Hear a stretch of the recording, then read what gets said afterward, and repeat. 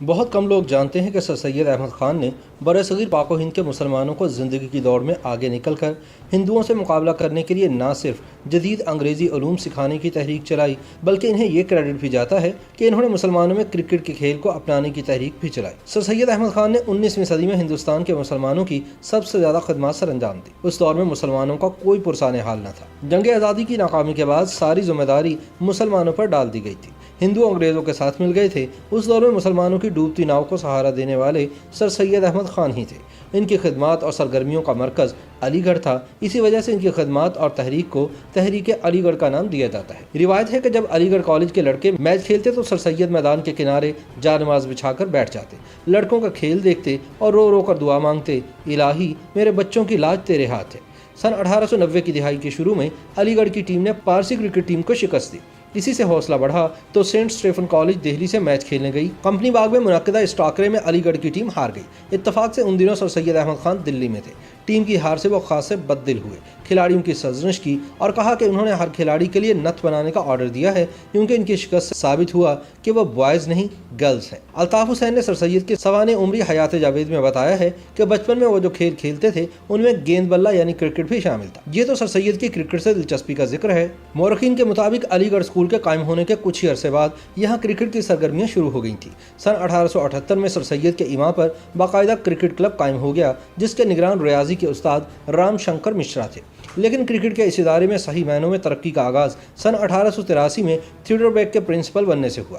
ان کا خیال تھا کہ کرکٹ سے خود انحصاری، جسمانی مضبوطی، جرأت اور ٹیم اسپرٹ کا درس ملتا ہے۔ سن 1887 میں پروفیسر ویلس امور کرکٹ کے نگران بنے تو کرکٹ کلچر کو اور بھی فروغ حاصل ہوا۔ اس کھیل سے وابستہ لڑکوں کو بہت زیادہ اہمیت دی جانے لگی، ہر سو کرکٹ کا چرچا ہونے لگا اور کرکٹ ٹیم تعلیمی ادارے کی شناخت کا ذریعہ بن گئی۔ اس پر اعتراضات بھی ہوئے، کہا گیا کہ کرکٹرز کو کچھ زیادہ ہی بانس پر چڑھایا جا رہا ہے۔ سن 1911 میں پہلی دفعہ ہندوستان سے کوئی کرکٹ ٹیم انگلینڈ کے دورے پر گئی جس میں علی گڑھ سے تعلق رکھنے والے 3 طالب علم بھی شامل تھے جن کے نام خان سلام الدین، سید حسن اور شفقت حسین تھے۔ تینوں اپنے علم اور رکھ رکھاؤ کی بنیاد پر سب سے منفرد نظر آئے۔ سلام الدین خان بعد میں بھوپال کے چیف جسٹس کے عہدے تک پہنچے۔ نامور کرکٹ تاریخ دان رام چندر گوہا نے لکھا کہ کرکٹ علی گڑھ کے کھلاڑی لڑکوں کے سماجی روابط میں اضافے کا ذریعہ بھی بنی اور انگریز افسروں سے میل ملاقات سے ان کے لیے اچھی نوکریوں کا راستہ بھی کھلا۔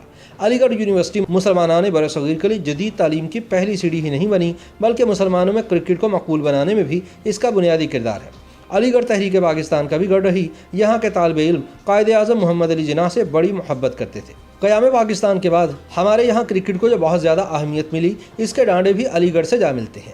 اسی پہلو کی طرف نامور رائٹر پیٹر اوبو نے اپنی کتاب boundary tiger a history of cricket in Pakistan میں توجہ دلائی ہے اور لکھا ہے کہ پاکستان کرکٹ کی بنیاد، اقدار اور اس کی نمایاں خوبیوں کی کھوج کے لیے سفر کا آغاز علی گڑھ سے ہونا چاہیے اور تحریک پاکستان کی طرح پاکستان کرکٹ کی جڑیں بھی علی گڑھ میں پیوست ہیں۔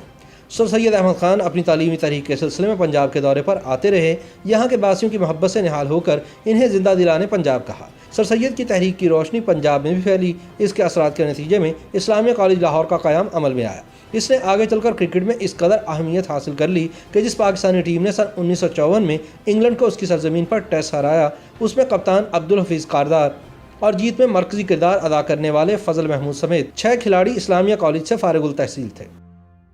YouTube پر گوگلی نیوز دیکھنے کے لیے youtube.com کی سرچ بار میں googly news T V type کریں۔ گوگلی نیوز کے پیج پر سرخ رنگ کے سبسکرپشن والے بٹن پر کلک کرنا نہ بھولیے۔ YouTube پیج پر اپلوڈ ہونے والی ویڈیوز سے باخبر رہنے کے لیے بیل آئیکن پر کلک کیجیے۔ آپ کو ہر نئی ویڈیو کے بارے میں نوٹیفیکیشن موصول ہو جائے گا۔